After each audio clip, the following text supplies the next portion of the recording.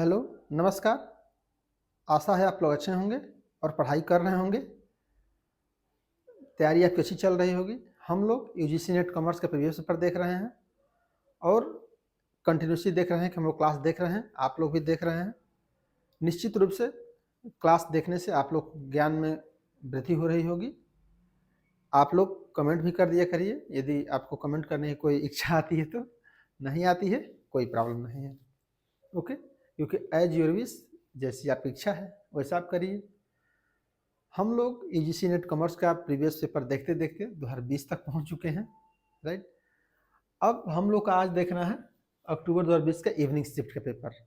As usual जानते हैं हम लोग दो तरीके से देखते हैं। फर्स्ट पार्ट में 45-50 क्वेश्चन और rest of question next class में, ताकि क्लासेज भी छुट्टी रहें, देखने भी जी रहे और उसकी प्रोडक्टिविटी भी रहे। जो आप चीज़ें देख रहे हैं वो बेहतर तरीके से समझ में आए। थोड़ा सा कम टाइम रहेगा तो आप फास्ट भी करके देख सकते हैं, ओके। तो ये इस तरह से आप देखेंगे तो और इजी रहेगा चीज़ें। और कुछ क्वेश्चन को डिटेल भी पढ़ा जा रहा है, जो भी चीज़ें आ रही हैं, कुछ ऐसी चीज़ें हैं जो बताई जा सकती हैं। तो चलते हैं विदाउट कोई और डिस्कशन के क्लास में चलते हैं। क्लास में बने रहिए, निश्चित रूप से आप लोगों को कुछ नई चीज़ें देखने को मिलेंगी। और देखिए जो भी चीज़ें क्वेश्चन है, क्वेश्चन ज़्यादा मत ध्यान रखिए। जो मैं सेंट्रल आइडिया बताऊँ, जो उसका क्रक्स पॉइंट बताऊँ, that's your point of view important. क्योंकि देखिए ये सब चीज़ें जो आती है ना, वो डे बाय डे एक्सपीरियंस से आती हैं। हो सकता है कि जब मैं सॉल्व कर रहा था अपने पॉइंट ऑफ व्यू से, जब मैंने डिजर्व हुआ, हो सकता है कि चीज़ समझ में ना आ रही हो। ये हो सकता है, ये कोई बड़ी बात नहीं, आपको भी नहीं समझ में आ रही होंगी। लेकिन डे बाय डे आप पढ़ते रहते हैं, कुछ रिसर्च देखते हैं, कुछ पीएचडी के देखते हैं, वाइवा देखते हैं, कुछ चीज़ें एडिशनल चीज़ें समझ में आती हैं। जैसे आप एग्जांपल छोटा सा मैं लूँ, जैसे मेरा समझिए कि 17 में जेआरएफ हुआ, उसी समय पीएचडी स्टार्ट हो गई। मैं 23-24 तक, 2023 तक, अभी एक साल पहले तक मैं ये नहीं जानता था कि केवल नल हाइपोथेसिस को ही टेस्ट किया जा सकता है, अल्टरनेटिव को नहीं। अब आप सोच के देखिए, मैं सब कुछ हो गया हूँ, नेट जेआरएफ भी हो गया, पीएचडी भी हो गई, पढ़ा भी रहा हूँ 5-7-8 साल से, लगभग 2017-18 से मैं पढ़ा रहा हूँ। सोचिए, जैसे पीएचडी कर रहा हूँ तो पढ़ा भी रहा हूँ, सोचिए। और सोचिए तब से मुझे ये नहीं पता था कि केवल नल हाइपोथेसिस का ही टेस्ट किया जा सकता है, अल्टरनेट हाइपोथेसिस की कभी टेस्टिंग नहीं होती है। उसके आधार पर कहते हैं कि गलत है कि सही है। क्योंकि टेस्ट कौन होगा? Null hypothesis. क्योंकि अभी तक तो कोई भी टूल्स नहीं बना है जो अल्टरनेटिव हाइपोथेसिस का टेस्ट करे। सोचिए, अब क्या ये नॉलेज उस समय आ सकता था? नहीं आ सकता था। ये डे बाई डे चीज़ें हैं। हो सकता है आप लोगों में से बहुत लोगों को ये पता ना हो, आज के बाद ये भी पता चल जाएगा। तो यही सब क्लास देखने का फ़ायदा है। कुछ चीज़ें मुझसे सीखेंगे, कुछ पढ़ के सीखेंगे, कुछ बुक सीखेंगे, किसी के दूसरे के क्लास देख करके सीखेंगे, तो नॉलेज और इन्हेंस होता है, ओके। और क्वेश्चन कोई भी सॉल्व करिए, बस ये ध्यान रखिए कि हमको इजी वाले क्वेश्चन गलत ना हो। बस पढ़ते समय बस आंसर, जो हमारे सर थे हमेशा कहते थे कि जो क्वेश्चन आ गया आपके रेंज में, जैसे मान लीजिए कि 100 में से आपके 60 क्वेश्चन रेंज में आ गए, जो 60 क्वेश्चन पढ़ा है, लिखा है, सिलेबस है, सब कुछ है, तो 60 क्वेश्चन एकदम सही हो जाए आपके, करेक्ट, आप समझिए कि बेस्ट है।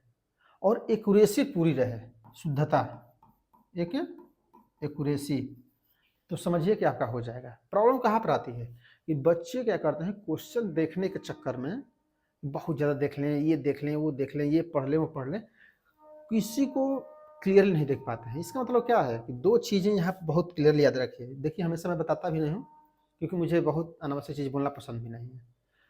लेकिन फर्स्ट चीज, रीड क्वेश्चन केयरफुली, ये एकदम हमेशा ध्यान रखिए। लाइफ टाइम कोई भी क्वेश्चन आ रहा है उसको केयरफुली यार पढ़ना है, विदाउट एनी कोई माइंड डाइवर्ट किए हुए क्वेश्चन को पढ़िए।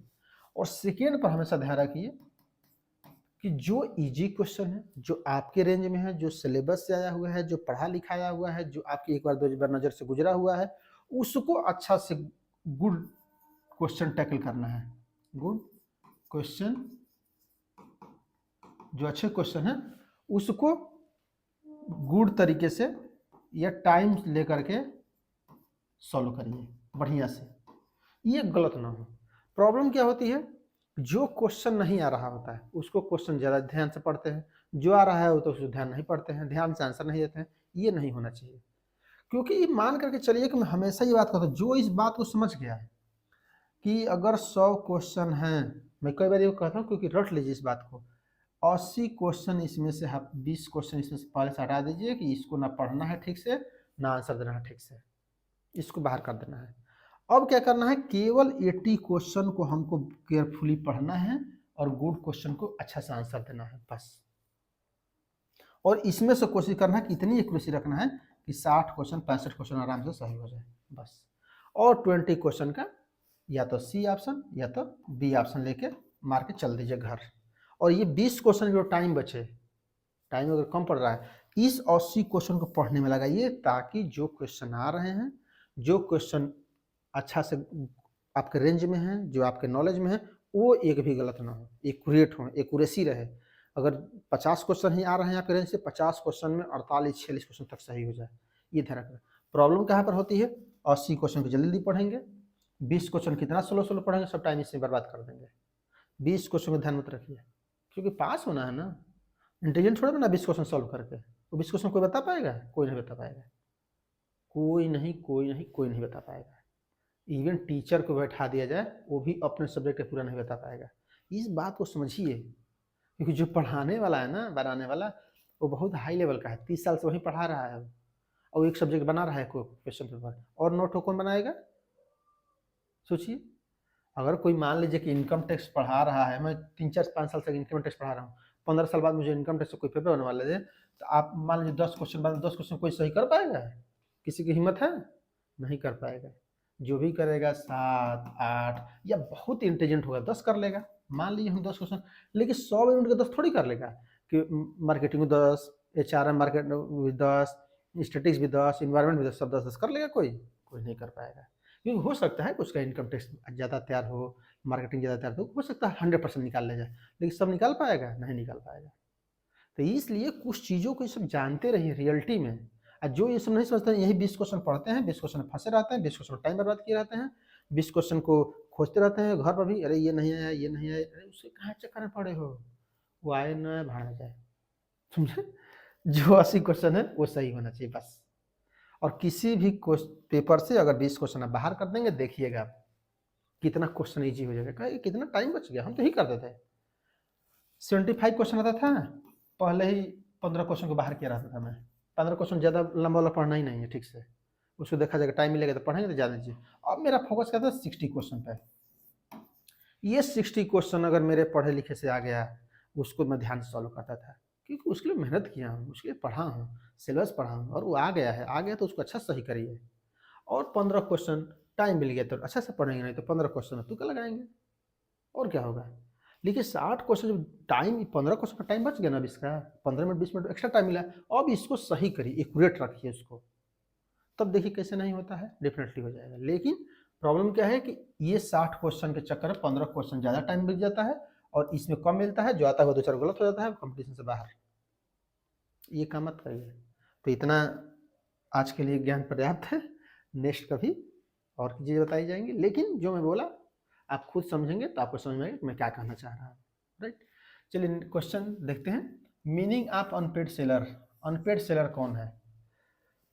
The present person who has not paid the price, जो प्राइस पेड नहीं किया है उसको कहा जाता है। The person who has sold the goods, जिसको प्राइस सोल्ड कर दिया गया है लेकिन रिसीव नहीं हुआ है प्राइस, उसको कहा जाता है। The person who has sold the goods and has not yet received the price, अभी तक जो रिसीव्ड नहीं हुआ है, इसको कहा जाता है, राइट। नेक्स्ट, स्वच्छ भारत अभियान क्या है, किसका example? Sustainable marketing, social marketing, service marketing, ये क्या है? सोशल मार्केटिंग है, सामाजिक, स्वच्छ भारत अभियान। नेक्स्ट है, which type of study would be most appropriate to use the order to measure change option of consumer repeatedly? Focus group studies, shadowing, longitudinal studies, experimental studies. देखिए ये स्टडीज है, अगर कोई हमारा पेपर देखा होगा रिसर्च मेथोलॉजी का, तो उसमें बताया था longitudinal research, okay. Longitudinal research क्या बताता है कि एक ही वेरिएबल को जब हम डिफरेंट टाइम पर्सपेक्टिव में देखते हैं तो उसको लॉन्गिट्यूडिनल रिसर्च कहा जाता है। जैसे जैसे मान लीजिए स्त्री, वुमेन्स, वुमेन है, वुमेन की कंडीशन देखनी है, सोशल रिस्पेक्ट देखना है, एजुकेशन देखना है, कुछ भी देखना है, तो वुमेन को 1951 में क्या स्थिति था, 1961 में क्या स्थिति था, 2002 में एक में क्या था, 2011 में क्या था, 2021 में क्या था, देखना है। इसका मतलब क्या है, इसका मतलब इम्पैक्ट देखना है लिटरेसी का, लिटरेसी। तो इसको ये कहीं देखिए, ये वेरिएबल कितने हैं, लिटरेसी एक वेरिएबल है, इसी वेरिएबल को यहाँ देखना है, यहाँ देखना है, यहाँ देखना है, यहाँ देखना है, यहाँ देखना है, इसी को लॉन्गिट्यूडिनल स्टडीज कहा जाता है। ओके, अब सपोज दैट इसको पढ़िए, अब देखिए, which type of study it must prepare to use in order to measure the changed option to consumer repeatedly. देखिए, कंज्यूमर की जो व्यवहार में चेंज आ रहा है रिपीटेडली, उसको स्टडी करना है। तो कंज्यूमर एक फैक्टर है ना, कंज्यूमर, उसका बिहेवियर चेंज करना है, रिपीटेडली चेंज देखना है। मान लीजिए कि 2021 में क्या था, 2022 में क्या था, 2023 में क्या था, 2024 में क्या था, कंज्यूमर का बिहेवियर। इसका मतलब क्या है कि बिहेवियर सब जगह देखना है कंज्यूमर का, इसलिए लॉन्गिट्यूडिनल हो जा रहा है। ओके, तो ये ध्यान रखना रहना है। Okay, next, which type of retailers involves in comparatively low price as a major selling point combined with the reduced cost of doing business. तो लो प्राइस पर कब होगा, कन्वीनियंस गुड डिस्काउंट रेटर, तो ये डिस्काउंट रेटर होता है जो discount पर देता है, राइट। तो सब सही कर सकते थे। नेक्स्ट है, telemarketing is a part of viral marketing, social marketing is direct marketing है। जानते हैं टेलीफोन से मार्केटिंग यदि करें, डायरेक्ट कर रहे हैं, कोई टेलीफोन से कोई वस्तु मंगा रहे हैं या कोई गुड्स आपको दिया जा रहा है, that means used of direct marketing concept. Next है, after concept testing a firm would engage in which of the following stage in the developing and marketing a new product. तो देखिए, इसके बाद जो टेस्ट मार्केटिंग होती है ना, concept testing, उसके बाद होता है मार्केट स्ट्रेटजी एंड डेवलपमेंट किया जाता है, right. After the business analysis, उसका प्रोडक्ट डेवलपमेंट, फिर टेस्ट मार्केटिंग लास्ट में, ओके, उसको कमर्शलाइजेशन। तो इस तरह से आप कर सकते हैं।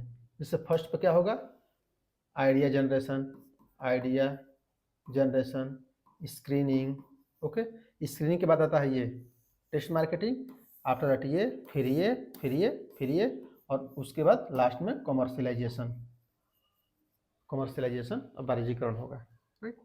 नेक्स्ट है, a marketer need to aware of the criteria of which of effective of the there segmentation procedure can be assessed, which of the following is not a criteria for evaluating the resulting marketing segment। कौन सा criteria नहीं है evaluate करने की marketing. First है प्रेसिबिलिटी, size of the resulting segment, measurability, accessibility. तो ये क्या है, प्रेसिबिलिटी नहीं है, नाशवानता। ओके, कितना देर में कोई चीज़ खराब हो जाएगी, ये कोई क्राइटेरिया नहीं है सेगमेंट करने का। लेकिन इस size of the resulting segment, क्या उसका साइज होगा, मेजरेबिलिटी मापन, ओके, एक्सेसिबिलिटी उपलब्धता, ये सब क्या है, ये सेगमेंट कर सकते हैं कि कितना कहाँ कहाँ उपलब्ध हो, उसका जो मेजरमेंट क्या हो, उसका साइज या द रिजल्ट सेगमेंटेशन क्या हो। लेकिन पर्सबिलिटी नाशवानता का मतलब नहीं है, नाशवान में कितनी देर में वस्तु खराब हो जाएगी, कब तक बेचना, ये सब कोई मतलब नहीं मेजरमेंट का, इसलिए ये गलत हो जाएगा।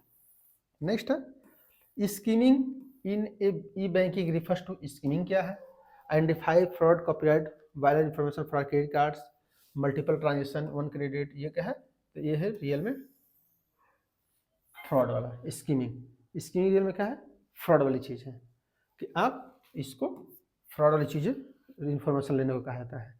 नेक्स्ट है, be related returns 90-30 can be filled at any time. कब फिल्ड किया जाता है, मीन्स यह पूछ रहा है कि ITR यदि लेट हो जाएगा तो क्या कर सकते हैं, क्या आपके पास ऑप्शन है। देखिए, फर्स्ट ऑप्शन इसमें यही है कि जो वो असेसमेंट ईयर चल रहा है वो, और जो लास्ट डेट है वो जो पहले हो वही आपका फैसिलिटी लेट रिटर्न सबमिट करना है।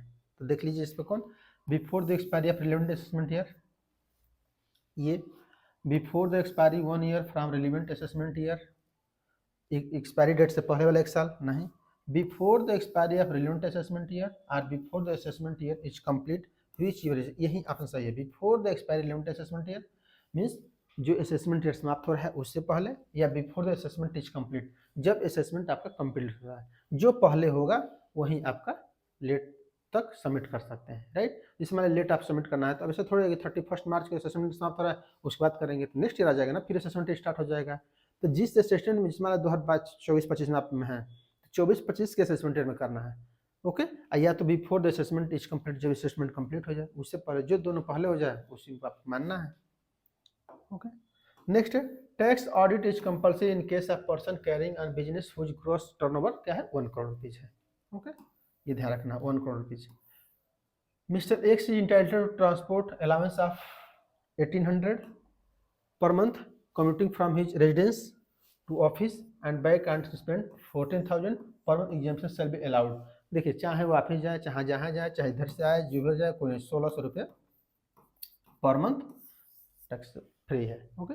तो 1600 रुपये यहाँ पे कर देना है, ये डिडक्शंस है, इसको याद ही करना पड़ेगा, ये कोई बताना नहीं पड़ेगा आपको।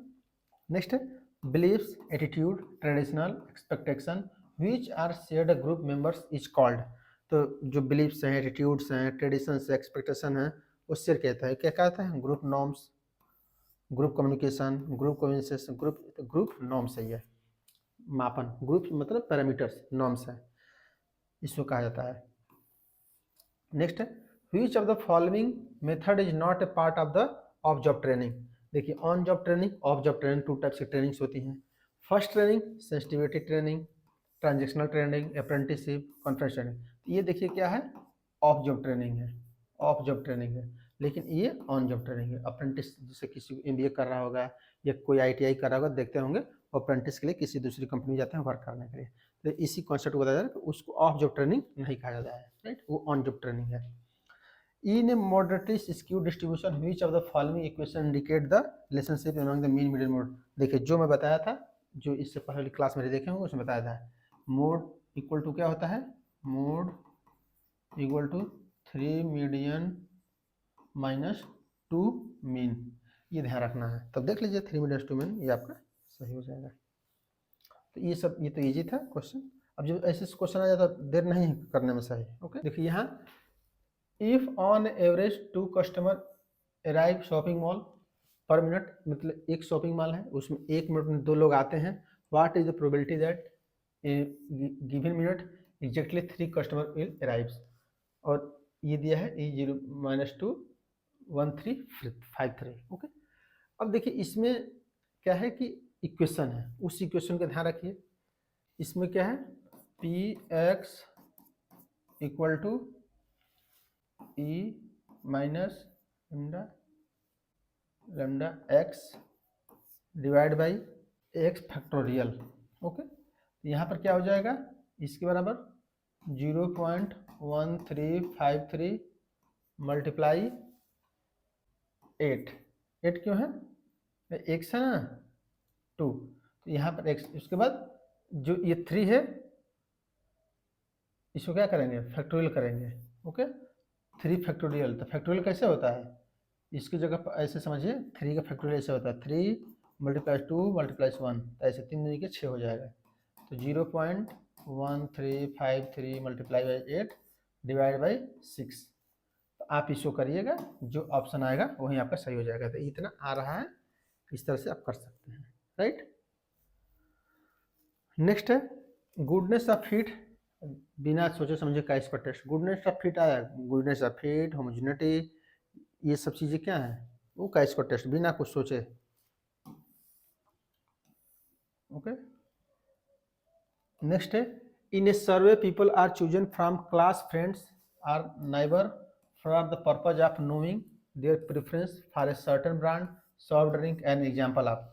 अब यहाँ पर देखिए क्या है कि एक सर्वे व्यक्ति करने जा रहा है, मान लीजिए कि इसके बारे में preference certain brand soft drink के संबंध में एन एग्जाम्पल ऑफ, और वो किससे कर रहा है, नाइबर से, जो अपने फ्रेंड हैं, जो आपके आस पड़ोस हैं उससे करता है, उसको क्या कहेगा, कन्वीनियंस सैम्पलिंग कही जाएगी। सीधी सी बात है कि जो आपके दोस्त मिल रहे हैं कन्वीनियंस सुविधा अनुसार कर ले रहे हैं, मन करे तो दोस्त से कर लीजिए, मन करे फ्रेंड से करिए, मन करे पड़ोसी से कर लीजिए, तो ये कन्वीनियंस सैम्पलिंग कर रहे हैं। थोड़ी बहुत दिक्कत हो सकती है क्लस्टर के साथ, ओके, गुच्छ सैम्पलिंग जहाँ मिल रहे हैं वहाँ कर लेना, लेकिन ऐसा नहीं दिख रहा, इसीलिए क्लास फ्रेंड ये इजी मिलने वाला है, इसीलिए इसको कहा जा रहा है कन्वीनियंस। अगर पूछा जाए क्यों कन्वीनियंस कहा रहा है सर, तो समझिए कि क्योंकि that data is available in easy way, जब इजी वे में डाटा अवेलेबल है, नाइबर से पड़ोसी से इजी में ले सकते हैं, फ्रेंड से इजी में ले सकते हैं, that is convenience sampling, right. Next है the following information is available for the Ravi corporation EPS earning per share ROI 18%, rate of return equal to share holder 15%, what is the price per model Walter model ratio pay out ratio 40%।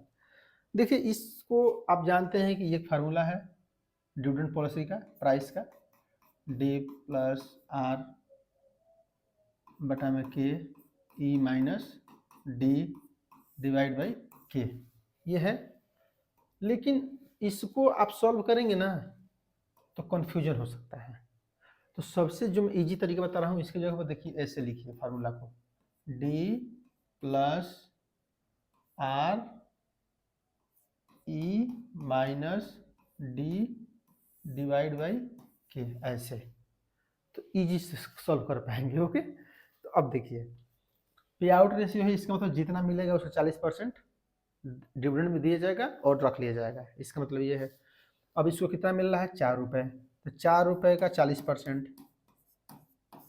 Okay, कितना हो जाएगा 1.6 रुपये dividend दिया जाएगा और 2.4% क्या हो जाएगा, ये रिटर्न कर लिया जाएगा।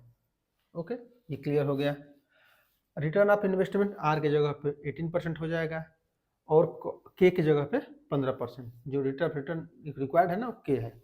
अब देखिए इसको नोट करिए, डी कितना हो गया 1.6 प्लस आर कितना है, आर है 0.08% multiply by E minus D. तो देखिए ई माइनस डी में अर्निंग कितनी है 4 रुपये, डिविडेंड कितना 1.6, ये रिटेन यही पूछा जा रहा है। इसके जगह पर इसका मतलब क्या है, इसके जगह पर रिटेन्ड भी लिख सकते हैं, retained earning. Okay, retained earning, retained earning कितनी है 2.4। अब इसको के कितना है, के है 15, सॉरी हाँ फिर इसमें के लिखना पड़ेगा ना, एक के है ना ये वाला, सॉरी। अब यहाँ 15 डिवाइड बाई 15। अब इसको सॉल्व कर दीजिएगा, पहले क्या करिएगा इसमें मल्टीप्लाई करिएगा। ओके, जैसे मैं आपको करके दिखा भी दे रहा हूँ, जैसे पहले 0.18 मल्टीप्लाई 2.4, ओके, प्लस 1.6 ये आ गया, डिवाइड बाई 0.5 ये आ गया, डिवाइड बाई 0.15। अभी देखिए कितना आ गया। देखिए इसके बाद क्या होगा कि इसको आप कर सकते हैं, तो आप इसको क्या करिए, पहले इसको यहाँ पर पहले मल्टीप्लाई, उसके बाद डिवाइड, उसके बाद इसको प्लस करेंगे, तो इसको सॉल्व करेंगे तो कितना आ जाएगा 29.86। ओके, ये आपका ऑप्शन सही हो जाएगा। तो सिंपल से यहाँ पर क्या देखना है, ध्यान रखना है क्या कि 2-3 चीज़ को हमेशा ध्यान रखिए। पहले ये कॉस्ट है, के है, ये आर है, और इसमें से 2 हिस्से में डिवाइड होगा, एक डी में एक रिटेंशन रेशियो में। ओके, डिविडेंड में 40% 1.6 और ये रिटेंशन में जो रेस्ट बटा 2.4, तो 2.4 से मल्टीप्लाई होगा। तो जैसे डी प्लस है, ये इक्वेशन मान लीजिए कि ये डी प्लस आर बटा में के ई माइनस डी बटा में के, यहाँ पर क्या है 1.6 प्लस रिटेंशन रेट क्या है 18, 15, अर्निंग कितनी है 4 माइनस डिविडेंड कितना है 1.6 और यहाँ पे 15 से दे देंगे। वास्तव में ये पॉइंट रखना पड़ता है, तो आप इसको सॉल्व कर लेंगे, देखिए कितना इजी से आ जाएगा। ओके, तो आप तरीके से कर सकते हैं, बस ध्यान रखना है कि इसको सॉल्व करना है। कभी कभी देखिए क्या होता है ना कि साथ में सॉल्व होता है, लेकिन हमेशा ध्यान रखना है कि इसको सॉल्व करना है, राइट। पहले आप इसको पूरा सॉल्व करिए, फिर प्लस कर दीजिए, फिर डिवाइड कर दीजिएगा। जो मैं पहले बताया था वैसा भी होता है, ऐसी कोई बात नहीं है, समझ रहे हैं। किसी क्वेश्चन देखें वैसे सॉल्व हो जाएगा, कभी कभी इसमें हो जाता है, तो आप देख लीजिए इससे इजीली तरीके से आ जा रहा है। Next, suppose that A firm 20% dept 80% equity. Okay, तो डेप्ट कितना है 20%, इक्विटी कितनी है equity 30%, it capital structure the cost of dept cost of equity assume date 10%। Okay, और ये 15%। अब इसको क्या कहते हैं मल्टीप्लाई कर दिया जाता है, इसको ऐड कर दिया जाता है। जैसे ये 10% है ना, तो 20 आ जाएगा 2। ओके, ये कितना आ जाएगा 15 28 12। ओके, तो ये दोनों को ऐड कर देंगे, कितना आ जाएगा 14। तो 14 यहाँ पे जो ऑप्शन होगा वो सही हो जाएगा, राइट। तो इस तरह से उसको इजीली कर सकते हैं। तो उसमें कुछ करना नहीं होता है, डेप्ट के साथ मल्टीप्लाई, इक्विटी को इक्विटी के साथ मल्टीप्लाई, बस दोनों को ऐड कर दीजिए। ये कंबाइंड लेवरेज है। अगर ऐसा पूछा जाए कंबाइंड ओवरऑल कॉस्ट कितना होगा, तो इसी तरह से कैलकुलेट होता है, right. Combined leverage, sorry combined leverage निकल गया। वेटेड कॉस्ट ऑफ कैपिटल, इसको weighted average cost of capital कहा जाता है। WACC नाम सुने होंगे, WACC weightage cost of average cost of capital. तो उसको उसी तरह से निकाला जाता है, किसी भी क्वेश्चन में उसी तरह से निकालिए, जो जिसका परसेंट है उसके साथ multiply plus. Limited has share of capital 5000, equity share is 100 rupees, each having market value of 150 पर शेयर, मीन्स मार्केट प्राइस कितना है इसकी 150 रुपये। The company wants to raise additional fund 1,20,000 and offer to the existing share holder to right to apply a new share 120 every 5 share held. जो 5 share लेगा उसको 120 रुपये के एक शेयर मिलेगा। Okay, what would be the value of right, अधिकार का मूल्य क्या है। देखिए इसको पहले स्टोरी समझिए, तो ये क्वेश्चन बहुत तेजी है, क्वेश्चन सॉल्व करने जाएंगे हार्ड हो जाएगा। हार्ड नहीं करना है, करना क्या है, एक एग्जाम्पल बोल रहा हूँ उसको ध्यान से सुनिए। कोई वस्तु 150 रुपये की मिल रही है, ओके, और किसी को वस्तु 120 रुपये देने की बात चल रही है। ओके, सामान्य व्यक्ति के लिए 150 रुपये की वस्तु मिलेगी, लेकिन कोई ऐसे 2-4 व्यक्ति हैं जिनको 120 रुपये में दी जा रही है। इसका मतलब क्या है कि रियल में 30 रुपये का प्रॉफिट होने वाला है। अब किसको होगा उसी की बात चल रही है। रियल में कितना प्रॉफिट होने वाला है, 2-4 जो हैं उनको 30 रुपये की प्रॉफिट होगा, उनको 30 रुपये कम देना है। ओके, तो यहाँ तक तो कोई कन्फ्यूजन नहीं है कि 150 रुपये की गुड्स है, मार्केट प्राइस है। देखिए मार्केट प्राइस क्या है 150 रुपये, और देने की बात की जा रही है 120 रुपये में। तुम 120 में ले लो, कोई दिक्कत हमको नहीं है। अब यहाँ पर देखना, लेकिन अब जानते हैं कौन 120 रुपये में चाहेगा, हमको भी दे दीजिए, हमको भी दे दीजिए, क्योंकि मार्केट में 150 रुपये है, मिल रहा है 120 रुपये का। दुनिया में कौन चाहेगा कि ना मिले, सब लोग चाहेंगे। लेकिन कंपनी कहती कि नहीं मैं दूंगा, लेकिन उसका एक कंडीशन है। कंडीशन ये है कि जिसके पास 5 शेयर होगा, मीन्स 5, कैसे समझिए 5 कूपन, इसको कूपन समझिए, कूपन 5 कूपन जिसके पास होगा उसको एक शेयर ही वाला देंगे, 120 रुपये वाला है। ओके, अब पूछा जा रहा है कि अधिकार का कितना रुपये होगा, कितनों उसको अधिकार मिला है एक शेयर पर, अर्थात 5 शेयर है तो उसको कितना अधिकार मिला है कि हमको 5 रहता तो एक अधिकार का इतना पैसा हुआ है। मतलब ऐसे समझिए कि उसकी कितनी कूपन का रेट हुआ है, एक कूपन का कैलकुलेट करना है। अब यहाँ पर सिंपल सी बात यह है कि जो 5 शेयर ये है 5 प्लस एक मिलेगा उसको 6, अर्थात उसको यदि 5 शेयर रहेगा तो 6 शेयर मिलेगा। यही एग्जाम्पल हुआ ना कि अगर तुम्हारे पास 5 कूपन हैं तो तुमको 6 कूपन, मतलब 6वां कूपन एक और मिल जाएगा, उसकी वैल्यू क्या होगी 30 रुपये होगी। लेकिन 6 कूपन हो गया उसके पास अब तो, क्योंकि 5 पहले से था, एक और मिल रहा है, 6 हो गया। अब इसको क्या किया जाता है, इसको कुछ भी वैल्यू हो, अगर 6 पे बोला जाता तो प्लस 1 कर देते हैं, क्योंकि एक शेयर मिलता।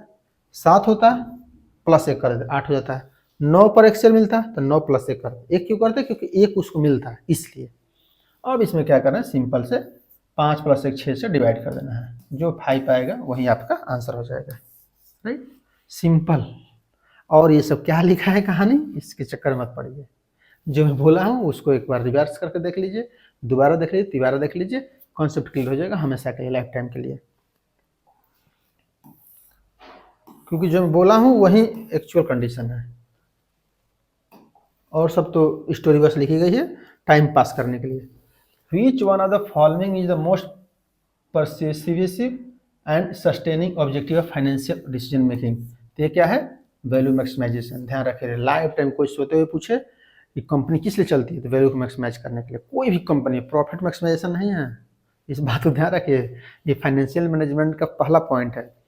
तो फाइनेंशियल मैनेजमेंट क्यों करते हैं, वैल्यू को मैक्सिमाइज करते हैं कि जो हमारी कंपनी की लेंथ है 10 करोड़ की है, 10 अरब की है, 10 खरब की है, ये जरूरी है। प्रॉफिट 2 करोड़ 4 करोड़ से कोई मतलब नहीं है, वैल्यू बढ़ रहा है कि नहीं कंपनी की, ये इंपॉर्टेंट है, right. Next, political risk management comes in the ambit of which of the following financial decision. पूछा रहा है कि अगर पॉलिटिकल रिस्क चल रहा है, कहीं सरकार गिर जाएगी, कौन सरकार आ जाएगी, इसका प्रभाव है, तो किस तरह के फाइनेंशियल डिसीजन है। Non conventional capital rating, international currency rate, foreign exchange, ये सब तो कुछ मतलब नहीं।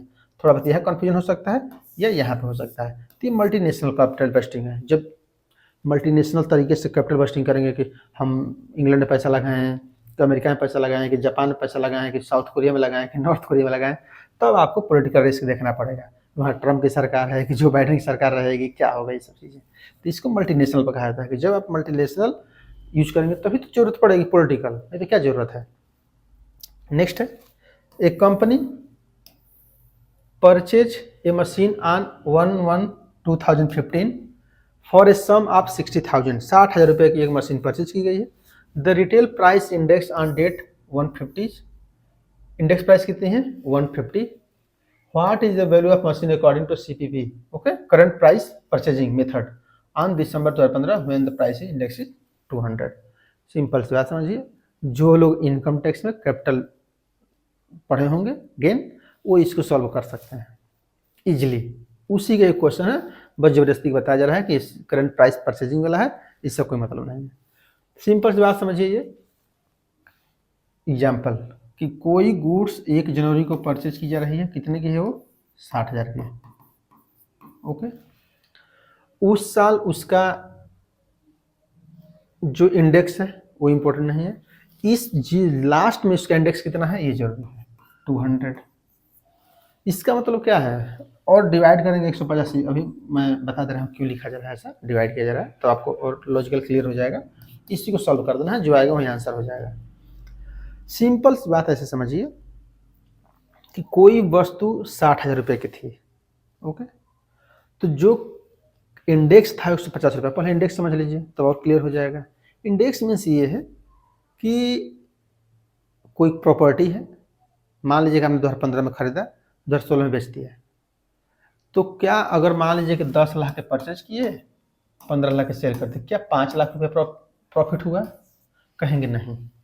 अगर कह रहे हैं हाँ, तो बेवकूफ़ हैं तब आप, नहीं हुआ। क्यों, क्योंकि 10 लाख हम परचेज किए थे, उस समय मुद्रा की वैल्यू कुछ और थी, 16 में जाके सेल किए, उसकी मुद्रा की वैल्यू कुछ और है, तो प्रॉब्लम नहीं आ जाएगी। मान लीजिए कोई 10 साल पहले खरीदा हो 10 लाख की प्रॉपर्टी, आज 10 करोड़ को बेचते, तो क्या उतना प्रॉफिट हुआ, नहीं, क्योंकि हो सकता है कि 15 साल पहले 10 लाख की वैल्यू और ज़्यादा हो। उसी को कैलकुलेट करने के इंडेक्स वैल्यू कैलकुलेट की जाती है। तो यहाँ पर एक फार्मूला लाइफ टाइम याद रखिए, चाहे कैपिटल गेन कोई फार्मूला आ जाए निकालने के लिए, चाहे ये आ जाए।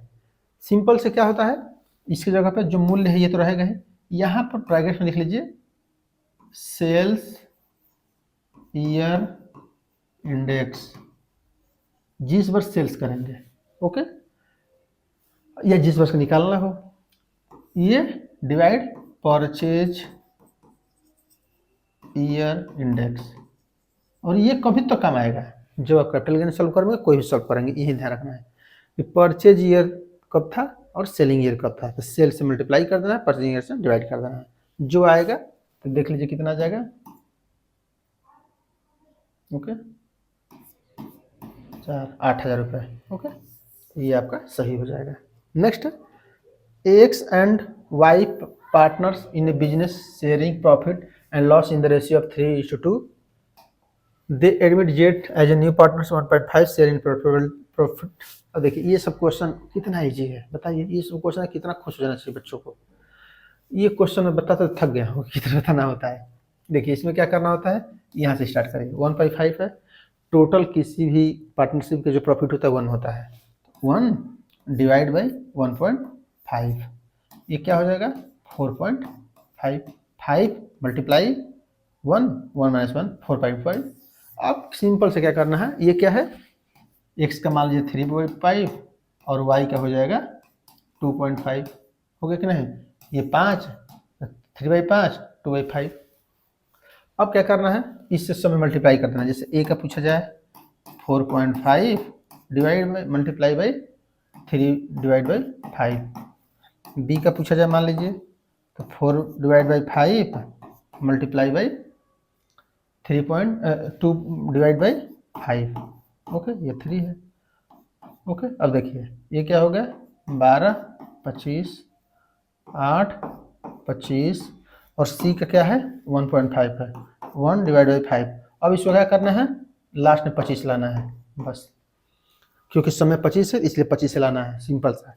25 लाने क्या करना होगा, यहाँ मल्टीप्लाई करने के बाद 5 से करना पड़ेगा कि नहीं, तो 25 आएगा। तो यहाँ पे जब नीचे मल्टीप्लाई करेंगे, जानते हैं जब नीचे वाला से भी करते हैं ऊपर वाला से करते हैं तो बराबर आता है, कोई मतलब नहीं बनता है, इसलिए ऊपर से भी कर देंगे, ऊपर 5 आ जाएगा। तो ये रेशियो हो जाएगा 12, 8.5।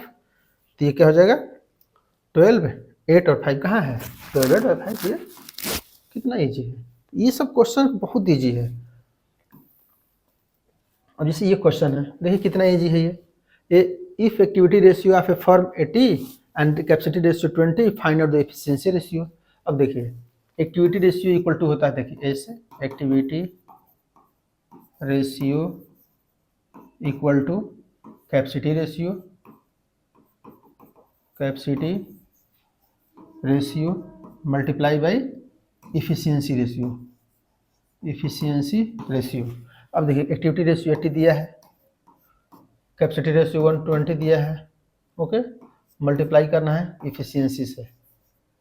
ओके, अब क्या है, ये मल्टीप्लाई में है तो इस साइड यहाँ आ जाएगा। ओके, तो इक्वल टू इफिशियंसी आ जाएगी। अब इसको सॉल्व कर देना है।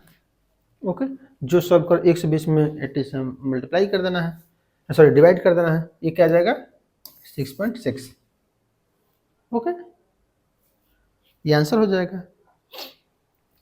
Next, when a current ratio 2:1, if there equal increase in current assets and current liabilities then what would be the result.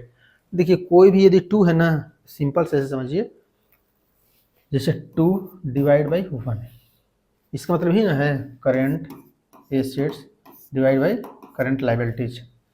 इसका मतलब क्या पूछा जा रहा है कि करंट एसेट्स 2 है, करंट लायबिलिटीज 1 है। यह पूछा जा रहा है कि दोनों में यदि सब कुछ ऐड कर दिया जाए कोई चीज़ कांस्टेंट से तो क्या प्रभाव पड़ेगा। तो ये क्या होगा ना कि जो 2.1 है ना कम होता जाएगा। क्यों होता जाएगा, क्योंकि इस पर ज़्यादा प्रभाव पड़ेगा, कम है ना, कम को ज़्यादा पैसा हो जाएगा ना, लेकिन ज़्यादा वाला को ज़्यादा प्रभाव नहीं पड़ेगा, कम हो जाएगा। जैसे एग्जाम्पल से इसको सॉल्व करते हैं तो समझ में आएगा। जैसे मान लीजिए कि 2:1 का रेशियो है ये, तो कितना होगा, मान लीजिए 1 लाख डिवाइड बाई 50, 2:1 का रेशियो है।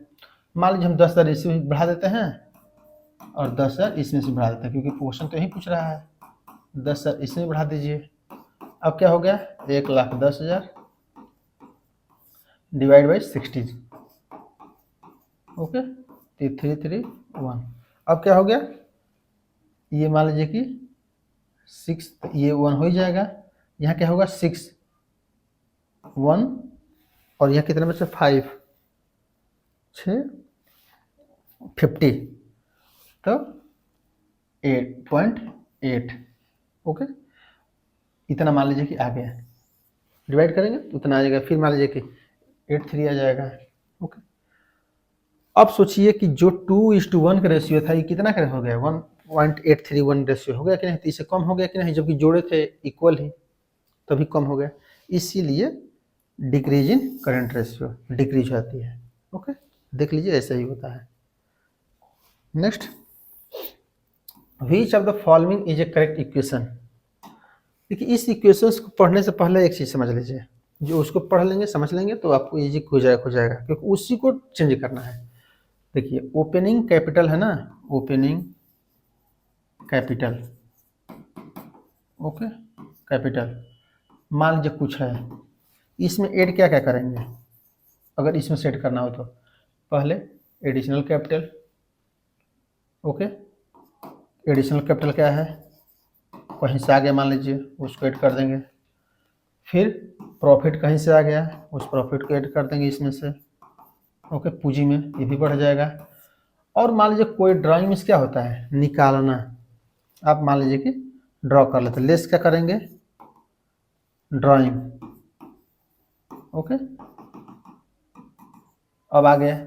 उसके बाद क्या होगा, अब जो बचेगा ये क्लोजिंग स्टॉक बचेगा। ओके, अब यही पूछा जा रहा है कि ओपनिंग कैपिटल में क्या क्या होगा। तो जो एड हुआ है ना, इसको जस्ट इन्वेस्ट कर देना है, क्योंकि यही पूछा जा रहा है ये। तो देखिए क्लोजिंग कैपिटल ये है, देखिए अब ये लेस वाला है तो एड है तो माइनस की जाएगा ना। देखिए एडिशनल प्रॉफिट माइनस हो रहा है, ड्राइंग प्लस हो जा रहा है, क्योंकि जो लेस है वो एड होगा जो माइनस होगा। तो जब इसको स्टडी करेंगे तो लगेगा कि ये वाला सही है।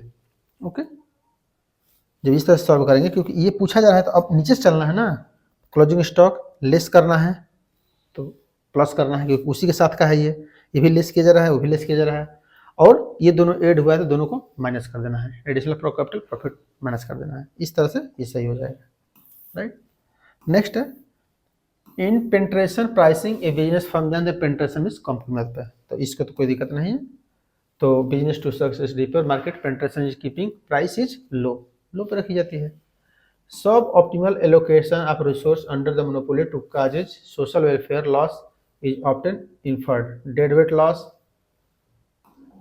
Allocation drift, monopoly loss, opportunity loss. तो ये क्या है, डेड वेट लॉस है। ओके, इसको डेड वेट लॉस कहा जाता है, जो सोशल वेलफेयर के लिए कोई भी आप मोनोपोली रिसोर्स को कम यूज करता है। Okay, which of the following is the first order profit maximisation. Profit maximisation देखिए दो कंडीशन है, first second. First M R बराबर एम सी, ओके, और ये एम आर बराबर एम सी। और दूसरा क्या है ना कि कंडीशन क्या है कि एम सी जो है ना, एम आर जो है एम सी से नीचे से काटे, ये भी जरूरी है, ये दूसरी कंडीशन है, लेकिन हमारी पहली कंडीशन पूछी जा रही है इसलिए सही हो जा रहा है। ओके, नेक्स्ट है ये price ceiling below the equilibrium price often leads to, यहाँ पूछा जा रहा है कि ये price ceiling below equilibrium price से नीचे सीलिंग जो हो जाती है तो commodity difficult, tax burden on consumer, shortage of the commodity and black marketing, export commodity, एक शॉर्टेज ऑफ द कमोडिटी हो जाती है। ओके, कि जब प्राइस की सीलिंग कर दी जाती है इक्विलिब्रियम प्राइस पर तो उसको कहा shortage of commodity, shortage commodity जब है तो या तो ब्लैक मार्केटिंग स्टार्ट हो गया है, तो अभी ये सिचुएशन प्रारंभ हो जाता है, राइट। नेक्स्ट है for a decline in price total revenue increase is demand. यह पूछा जा रहा है कि यदि प्राइस कम हो जाए और टोटल रेवेन्यू इंक्रीज कर जाए तो किस तरह के गुड्स होगी, वो इलास्टिक गुड्स है। ओके, अगर मान लीजिए for decline in price total revenue decrease कर जाता है, ये क्या हो जाता है, यहाँ पर इन इलास्टिक बोल देते हैं। ओके, कि इन इलास्टिक गुड्स है, ज़्यादा प्रभाव नहीं पड़ रहा प्राइस का। नेक्स्ट है when a consumer seeks to be different and exclusive by demanding less of a commodity as more people consumer, this phenomena is known as। यहाँ पूछा रहा है कि when consumer seeks different and exclusive demand less of a commodity, ये पूछा जा रहा है कि जब लोग बहुत ज़्यादा परचेज करने लगते हैं तो कहता है कि हम कम परचेज करेंगे, मीन जो सब करेगा वो हम नहीं करेंगे, उसको क्या कहा जाता है, उसको स्नो इफेक्ट कहा जाता है।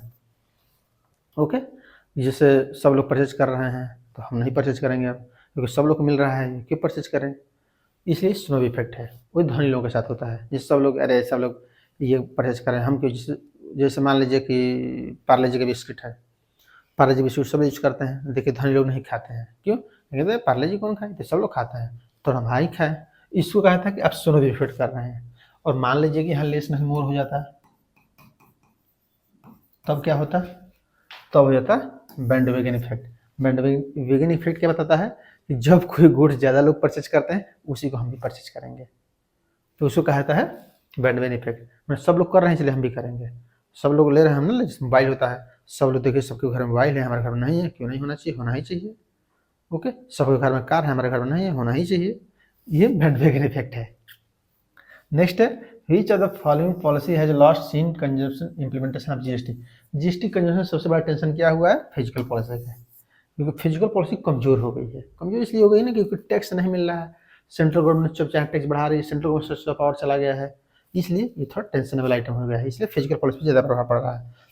Next, reverse repo rate is the tool used by the reserve bank of India primarily. ये क्या होता है, ये ऑब्जर्व लिक्विडिटी ऑब्जर्व किया जाता है, जब हटाना होता है लिक्विडिटी, जैसे लिक्विडिटी ऑब्जर्व करें कि लिक्विडिटी को इंक्रीज करें, इसके लिए ये repo rate, reverse repo rate use किया जाता है। Next, a multinational firm is the one which, multinational firm कौन सी है, source supply for multiple countries, export production to multiple countries, control and operates production facility in multiple countries, has control access, ये तो है control operates. Multinational company कौन होती है, देखिए जो source supply for multiple countries, तो केवल सप्लाई जो कर रही होती है तो एक्सपोर्टिंग कंपनी के टाइप से कही जाती है। ओके, ये छोटी भी कंपनी है। और कंट्रोल एंड ऑपरेट, कंट्रोल भी कर रही है पूरा वर्ल्ड लेवल पे, ऑपरेट भी कर रही है, उसको मल्टीनेशनल कंपनी एमएनसीज कहा जाता है, right. Next, grouping of countries committee of remove all barriers of the for free flow of goods service between themselves and also pursue independent external policy. देखिए यहाँ पर चीजें समझिए, यहाँ पे फ्री फ्लो ऑफ गुड्स ये इक्वालिटी है। Okay, तो केवल इतने बात की जा रही है, मतलब इंडिपेंडेंट स्वतंत्र हो गया, इसका मतलब कोई मतलब ही नहीं है। जो स्वतंत्र हो गया तो इसका तो कोई मतलब नहीं रह गया ना एक्सटर्नल अफेयर्स का, ट्रेड प्रोसेस, इसका मतलब कि केवल इसको देखना है, इसलिए ये फ्री ट्रेड एरिया सही हो रही है, राइट। अब देखिए दूसरा ऑप्शन इसमें, अगर मान लीजिए कि फ्री फ्लो रहता है फर्स्ट कंडीशन, सेकेंड में नहीं इंटर डिपेंडेंट हो जाता है, ये आईएन हट जाता है, लिखा जाता है grouping of a countries committed to remove all the barriers to the free flow of the goods and service between themselves and also pursue dependent external trade policy is called, that option is your custom union, right। पहला, अब ये तीसरा quality हो गया, दूसरा। अब तीसरा quality सुनिए, इसके आगे और लिखा होता, मान लीजिए इसके आगे ये लिखा होता कि free flow of capital and labour, ये तीनों क्वालिटी आ जाता था, ये क्या हो जाता है कॉमन मार्केट। ओके, और मान लीजिए चौथा क्वालिटी इसमें पूछा जाता है, और क्या है, और फिजिकल पॉलिसी बनाते समय, मॉनेटरी पॉलिसी बनाते समय, कोई पॉलिसी बनाते समय तो भी डिपेंडेंट है, मतलब एक दूसरे को सहायता करते हैं, तो इसको कहा जाता है इकोनॉमिक यूनियन, राइट। तो ये प्रोसेस ध्यान रखना है इसी प्रोसेस में। तो आई थिंक आज के बाद अब कभी भी आपको ये दिक्कत नहीं आएगी, राइट। नेक्स्ट है intellectual property rights, protected use of information and that are, तो मेनली आईपीआर क्या प्रोटेक्ट करता है, social value, moral value, commercial value, ethical value. ये कमर्शियल वैल्यू प्रोटेक्ट करता है, कोई उसको बेच करके पैसा ना कमा ले, केवल उसको आईपीआर ये देखता है, जैसे हम कोई चीज़ इन्वेंट किए तो उस इन्वेंशन के यूज करके कोई दूसरा पैसा ना कमा ले जाए, इसी का वो मिसयूज से बचाता है। उपासना मॉडल क्या है, इंटरनेशनली ये सर्विस ऑर्गेनाइजेशन से रिलेटेड है, हमेशा ध्यान रखना, उपासना मॉडल किस लिए है, service organisation. Next, who are coined the metaphor invisible hand and theory of moral sentiments, ये है एडम स्मिथ की है, इनविजिबल हैंड अविभाज्य हाथ, ये किसका है, Adam Smith.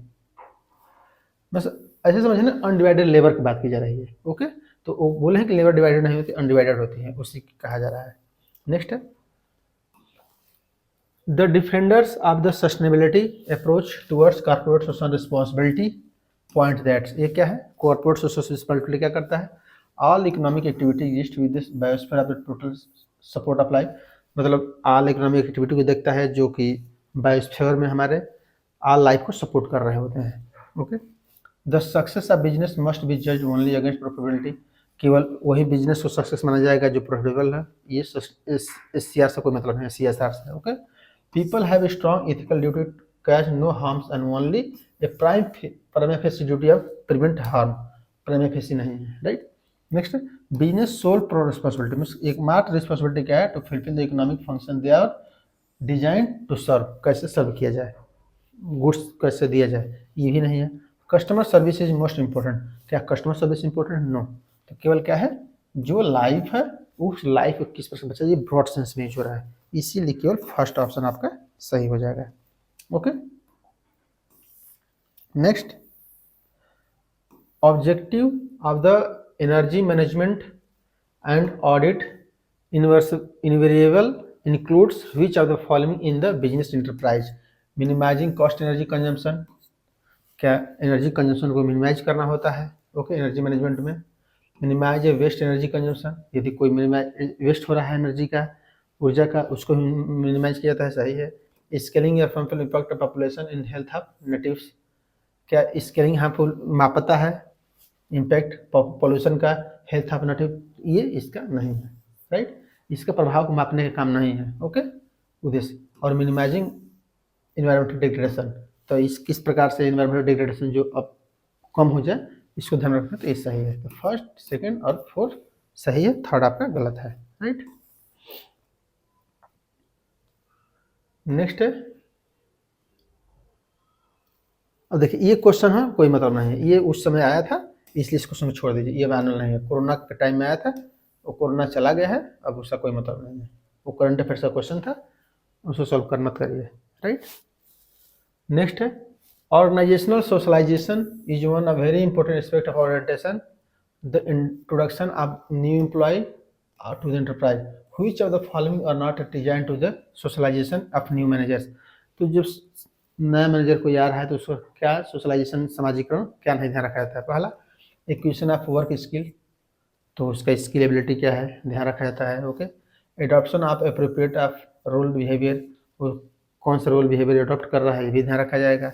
Adjustment to norms and value of the work group, okay, adjust किया जाएगा नॉर्म्स और वैल्यूज को, वर्क ग्रुप को, समूह के अंतर्गत क्या उसके नॉर्म्स हैं, क्या वैल्यूज मूल्य हैं, सब कुछ निर्धारित होगा, एडजस्ट किया जाएगा। फिलिंग ए वैकेंट पोजीशन, ये इसका काम नहीं है सोशलाइजेशन का, कि वैकेंट पोजीशन को फिल करना, तो ये 4 वाला ऑप्शन आपका गलत हो जाएगा। तो 1 2, तो 4 वाला क्या हो जाएगा, ये नो में दिख रहा है ना, नॉट, ओके, तो ये ओनली 4 आपका गलत हो जाएगा, राइट। नेक्स्ट है, which of the following are true of the goods and service tax introduced in India in recent times, देखिए यहाँ पर क्या है, ए डेस्टिनेशन बेस्ड टैक्स, सही है। डेस्टिनेशन बेस्ड टैक्स मीन्स ये है जहाँ पे गुड्स कंज्यूम होगी, जहाँ गुड्स पहुँच के उपभोक्ता उपभोग करेगा वहीं पर टैक्स लगेगा, उसी को डेस्टिनेशन बेस्ड टैक्स कहा जाता है, राइट। ओरिजिन बेस्ड टैक्स, इसकी जगह पर क्या लिखा जाता है, ओरिजिन बेस्ड टैक्स, ये गलत हो जाता है, ओरिजिन बेस्ड टैक्स लिखा जाता है, गलत हो जाए, ओके। नेक्स्ट है, ए बेनिफिट प्रोडक्शन स्टेट मोर, तो जो जहाँ प्रोडक्शन होता है उस स्टेट को ज़्यादा लाभ होता है, नहीं, जहाँ कंज्यूम होता है वहाँ पर लाभ होता है, ओके। जैसे हमारे यहाँ पॉपुलेशन ज़्यादा है यूपी में, तो यूपी वालों को ज़्यादा फायदा हो रहा होगा, राइट। नेक्स्ट है, इट बेनिफिट्स कंज्यूमिंग स्टेट, ये सही है, कंज्यूमिंग स्टेट को ज़्यादा फायदा होता है। It is progressive taxation, no, progressive taxation नहीं है, कि जैसे जैसे आप कंज्यूम बढ़ाएंगे वैसे वैसे टैक्स बढ़ता है, ऐसा नहीं होता है। जैसे मोबाइल 28% तो है, अभी थोड़ा अगर 100 खरीदेंगे तो और बढ़ जाएगा, 200 खरीदेंगे और बढ़ जाएगा, ऐसा नहीं है, 28 है तो है, चाहे 1 खरीदे चाहे 1 करोड़ खरीदिए, टैक्स लगेगा उतना ही। It is umbrella tax improve case of doing business, ये अम्ब्रेला टैक्स है, अम्ब्रेला टैक्स मीन्स कोई प्रकार टैक्स को मिलाया गया है, इसलिए अम्ब्रेला टैक्स भी है। तो यहाँ पर फर्स्ट, थर्ड और फिफ्थ आपका सही हो जाएगा, राइट। तो फर्स्ट, थर्ड, फिफ्थ, ये वाला आपका क्वेश्चन सही। नेक्स्ट है, अब ये भी देखिए कोविड-19 का है, ये भी छोड़ दीजिए, ये भी कोई मतलब नहीं, उस समय स्पेशल जब पढ़ेंगे इसको तो आप लगेगा कि उस समय ही इसको प्रेजेंट टाइम में कुछ समय के लिए इसको चेंज किया गया था, अब ये रूल नहीं है, ओके। तो इसलिए जो रूल नहीं है उसको पढ़ने का कोई मतलब नहीं है। नेक्स्ट है, the consumer price sensitivity are influenced by, तो कंज्यूमर की प्राइस की सेंसिटिविटी किससे इन्फ्लुएंस होती है, हु बियर्स द कॉस्ट, जो कास्ट बियर करता है। What percentage total expenditure does the product present, first total expenditure क्या कर रहा है। Who bears cost and type of retailers from where customer purchase, जहाँ कस्टमर परचेज करता है। Consumption of product of the consumption, knowledge about the product, उस knowledge of product को देखा जाता है, ओके। तो कंज्यूमर की प्राइस सेंसिटिविटी किससे प्रभावित होती है, यहाँ पे हु बियर्स द कॉस्ट, जो कॉस्ट बियर करने भी सही है।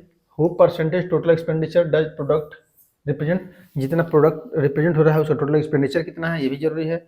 Who bears the cost, bear कौन कास्ट करता है। Type of retailer from which customer purchase, कौन कस्टमर परचेज कर रहा है, ओके, किस प्रकार का retailer. Consumption of the product by the consumer, ये जरूरी नहीं है, राइट।